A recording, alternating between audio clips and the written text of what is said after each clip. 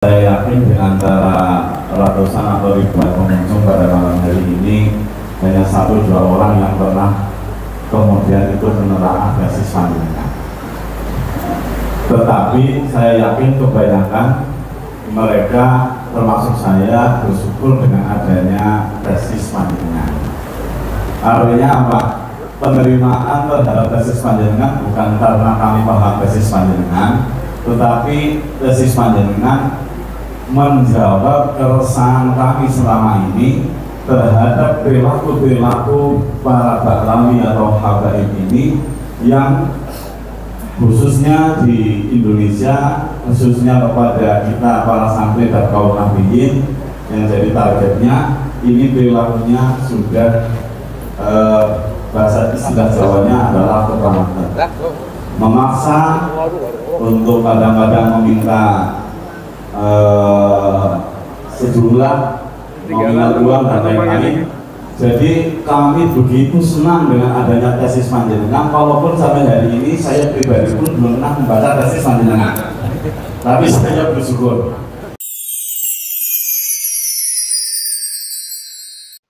Assalamualaikum warahmatullahi wabarakatuh. Selamat siang, kita berjumpa lagi dalam Gus Arok Channel. Semoga kita semua selalu dalam lindungan Allah Subhanahu wa Ta'ala. Oke, kali ini saya ingin membahas tentang video yang merupakan kunjungan dari Kiai Madudin di daerah Kebumen, di daerah pondok pesantren yang itu merupakan basis dari Amaliyah Thorikoh. Salah satu Amaliyah Thorikoh yaitu Thorikoh Naqsabandiyah Kholidiyah di daerah Kebumen, yang ini dihadiri oleh banyak sekali jamaah ya. Dihadiri oleh banyak sekali jamaah yang rata-rata juga merupakan ahli thorikoh dan juga para pengurus NU. Para pengurus NU, di mana pengurus-pengurus NU ini mulai dari kepengurusan NU di tingkatan ranting, kemudian di tingkatan MWC atau kecamatan, dan juga kepengurusan NU di tingkatan kabupaten. Ini merupakan fenomena di mana warga-warga NU kebanyakan di daerah itu, di daerah Kebumen dan sekitarnya, karena yang datang pada acara itu ternyata tidak hanya jamaah dari daerah Kebumen saja, tetapi juga banyak dari daerah-daerah sekitar seperti daerah Wonosobo. Nah, setelah saya menonton video ini, saya mengambil beberapa kesimpulan yang menurut saya ini perlu untuk disikapi dan juga perlu dianalisis, karena ini berkaitan dengan polemik Habib yang sekarang ini sedang ramai. Mengapa polemik Habib ini sangat antusias di mata masyarakat yang rata-rata notabene-nya adalah masyarakat Nahdlatul Ulama, bukan masyarakat yang lain. Bukan masyarakat Muhammadiyah, bukan masyarakat Persis, bukan masyarakat PUI, atau masyarakat LDII, Wahabi, atau kaum nasionalis. Tetapi rata-rata yang mendukung teorinya Kiai Imad atau hasil kesimpulannya dari tesisnya Kiai Imad itu adalah warga-warga Nahdlatul Ulama. Poin yang pertama yang perlu digarisbawahi adalah selama ini yang begitu sangat menghormati dan mencintai habaib sebagai keturunannya Rasulullah, karena memang habaib itu mendeklarasikan dan mengenalkan diri kepada masyarakat sebagai keturunannya Rasulullah, dan yang sangat menghormati keberadaan para habaib itu adalah masyarakat Nahdlatul Ulama. Sementara masyarakat ataupun golongan-golongan di luar Nahdlatul Ulama sebenarnya itu tidak terlalu peduli dengan apakah habaib itu keturunan Rasulullah atau bukan. Ya, yang penting orang itu baik, maka itu dihormati. Tetapi kalau orang itu nggak baik, walaupun ngaku sebagai keturunannya Rasulullah, bagi masyarakat di luar Nahdlatul Ulama itu biasanya tidak terlalu mempedulikan. Tidak terlalu mempedulikan nasab-nasabnya itu keturunan siapa, itu nggak terlalu peduli. Tetapi bagi masyarakat Nahdlatul Ulama, status keturunannya Rasulullah itu memiliki posisi yang sangat spesial. Karena ya dari orang-orang Nahdlatul Ulama ini memang sangat mensakralkan sosok dari Rasulullah Shallallahu Alaihi Wasallam. Tidak hanya Rasulullah itu dikaji, dari ilmunya, dari akhlaknya, dari tingkah lakunya, dari bagaimana Rasulullah itu bersikap menghadapi masyarakat dan menghadapi polemik.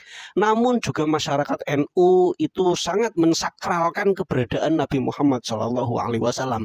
Dan ketika ada suatu kaum atau golongan yang mengaku sebagai keturunannya Rasulullah SAW, maka secara otomatis warga NU akan sangat menghormati keberadaan dari cucu-cucu Rasulullah SAW.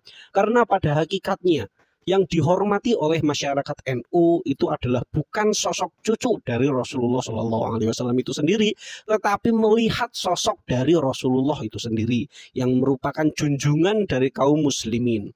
Dan kita bisa melihat bagaimana masyarakat NU itu begitu antusias ketika mengamalkan amaliyah-amaliyah sholawat. Ketika masyarakat NU itu dikenalkan dengan sholawatan, itu kan antusiasnya begitu luar biasa.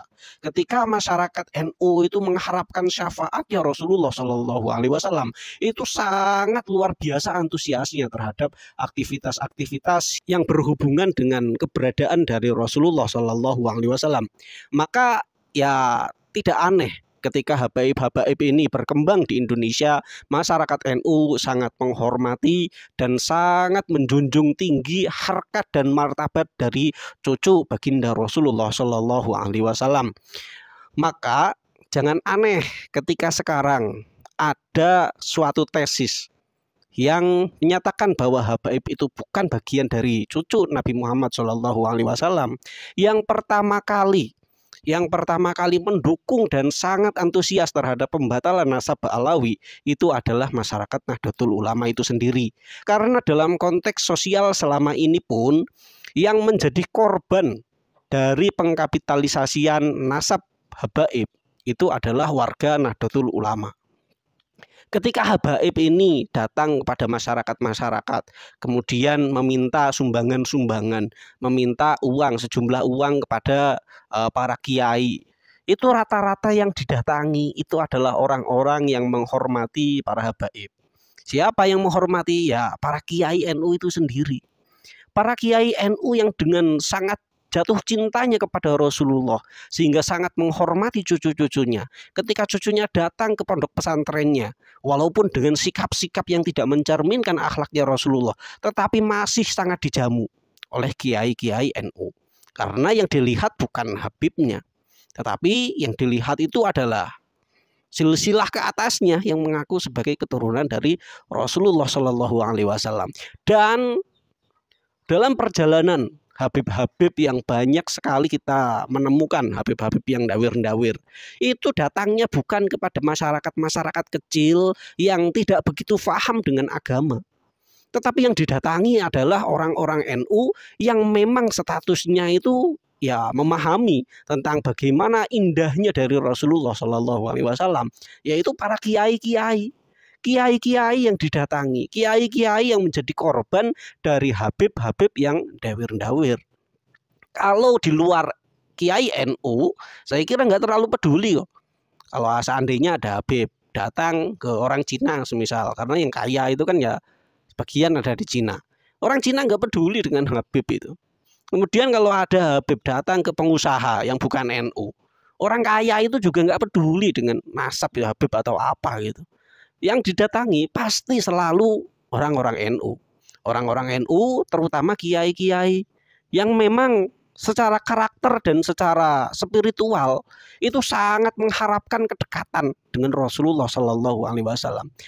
Saya ingin menceritakan sebuah kisah di daerah saya. Itu ada sebuah pesantren di mana dulu sebelum munculnya polemik tentang nasab, di situ sering kali didatangi oleh habib. Hampir setiap minggu pasti ada habib yang datang. Dan pasti habib yang datang ketika pulang pasti disangoni. Pasti ya kalau minta sumbangan, minta uang pasti dikasih. Ketika habib datang pasti dijamu dengan luar biasa. Tamu agung yang datang. Dan kalau seandainya habib yang datang itu tidak dijamu sebagaimana semestinya, menurut habib itu ya jamuannya kurang memuaskan, itu pasti habib-habibnya itu ya akan mencaci maki. Akan mencaci maki, akan mendoakan dengan doa-doa yang tidak baik. yang sebenarnya doa-doa ini sangat ditakuti oleh para kiai yang sangat mengharapkan kedekatan dengan Rasulullah Shallallahu Alaihi Wasallam, karena yang dijadikan alat oleh para habaib itu adalah kakek-kakek mereka, yaitu Nabi Muhammad. Ini yang selalu dijadikan tameng, bahwa kalau tidak manut kepada habaib itu akan dilaporkan kepada Rasulullah, akan dilaporkan bahwa nanti di hari kiamat tidak akan dikasih syafaat. Dan secara psikologis orang-orang NU, kiai-kiai NU itu sangat takut ketika dihadapkan dengan ancaman-ancaman yang ancaman itu berasal dari Rasulullah ataupun dengan mengatasnamakan Rasulullah. Itu sangat takut. Karena memang sebagai orang Muslim, apalagi orang Nahdlatul Ulama yang sangat mengagungkan baginda Nabi Muhammad SAW, itu sangat takut jika seandainya diancam dengan terputusnya kedekatan dengan Rasulullah Shallallahu Alaihi Wasallam. Sebelum kita bahas lebih lanjut, mari kita simak potongan video yang merupakan bagaimana curhatan dari para kiai yang datang pada acara tersebut.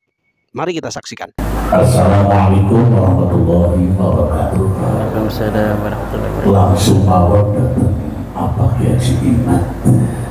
Wau bernikahkan beliau dijanji belum matur ke bahasa Jawa Pak Kiai.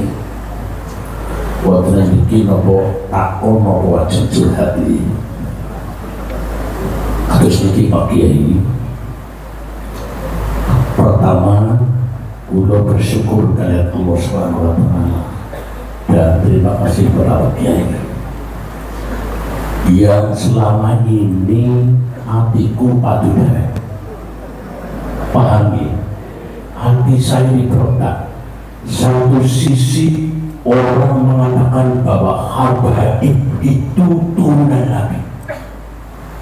Wong kabeh ngomong termasuk Nabi dalam itu. Habaib pokoknya turunan Nabi. Nah, di satu sisi, kabeh wong di harus niku. Pokoknya habaib. Di sisi lain, hati saya ini apakah iya kalau melihat mendengarkan ceramahnya beliau ini ahli YouTube dan tahu betul kalau Pak Agus gitu. Apa iya ya seorang turun Nabi Yusewu ngendika kalau pejabat Jawa Kodok misalnya pernah gitu nanti ini bangsa cici asuk anjing ada bener gitu anjing babi bener gitu ini dalam forum ceramah bahkan kadang-kadang membawa curi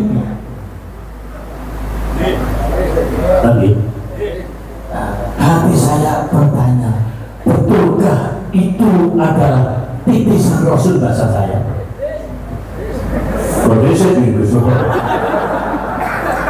berikutnya mendengar lagi dari YouTube bahwa ini loh nenek moyang saya satu malam naik ketemu Allah 70 kali. Tapi ini pernah ini aku apa iya ya seperti itu titisan Nabi.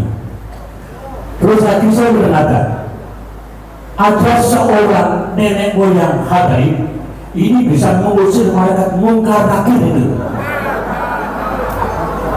Betul? Bapak belum kasih tahu benar ini. Nah jadi, Masya Allah. Terus ada lagi yang bisa menjatuhkan air susu dari langit. Benar? Emas dari langit. Bahkan kalau orang ini jadi wali pun udah ketari bisa jaga, bukan jadi wali. Dan terus yang sering saya dengar juga pokoknya apapun bagaimanapun kalau iman kepada Al-Quran, percaya Al-Quran kepada Nabi tapi tidak lewat habaib ini sesat. Lagi nanti ini inilah dari beberapa saya mendengarkan ceramah-ceramah mereka akhirnya hati saya kontra. Masya Allah, ternyata ini seorang muda kelahiran tahun 76. Beliau Bapak Kiai Haji tua kan 76. Imaduddin Usman Al-Batani ini melakukan kajian. Oh, ya pantes. Langsung saya percaya Pak Kiai. Langsung saya percaya. Oh, ya pantes kalau ini bukan dari Nabi, ya pantes. Tapi kalau cara seperti Cukup jelas ya bagaimana tanggapan dari kiai-kiai di daerah Kebumen tentang kedatangan dari Kiai Imaduddin di daerah Kebumen. Saya kira ya seperti yang diungkapkan oleh Kiai Imaduddin bahwa yang mendorong tesisnya Kiai Imaduddin itu adalah berkaitan dengan beberapa oknum Ba'alawi yang memang secara akhlak tidak mencerminkan akhlaknya Rasulullah Shallallahu Alaihi Wasallam, sehingga memunculkan dilema di dalam hati, apakah memang benar habaib yang membangga-banggakan nasabnya itu adalah bagian dari cucu Nabi Muhammad Shallallahu Alaihi Wasallam. Seperti itu pun yang disampaikan oleh Guru Gembul pada waktu diskusi pada tanggal 8 September kemarin di kantor Robito Alawiyah, yang menjadi persoalan di masyarakat bahwa mengapa kasus habaib, nasab habaib ini begitu luar biasa menjadi diskursus di masyarakat. Itu ya karena memang kaum habaib ini banyak sekali yang memang tidak mencerminkan akhlak-akhlaknya Rasulullah Shallallahu Alaihi Wasallam. Jadi ya wajar kalau masyarakat itu sangat antusias dengan tesisnya Kiai Imaduddin, dan banyak sekali yang mendukung tentang tesisnya Kiai Imaduddin. Semoga dengan adanya tesis Kiai Imaduddin yang membatalkan nasab Ba'alawi itu bisa menjadi introspeksi bagi kita semua bahwa tidak peduli nasabnya itu seperti apa, yang penting adalah akhlaknya, yang penting adalah ilmunya, yang penting adalah pengabdiannya kepada masyarakat, yang penting adalah bagaimana seseorang itu mencontoh dari akhlak-akhlaknya Rasulullah Shallallahu Alaihi Wasallam. Cukup sekian yang bisa saya sampaikan. Bila banyak salah saya mohon maaf. Wallahul muwaffiq ila aqwamit thoriq. Wassalamualaikum warahmatullahi wabarakatuh.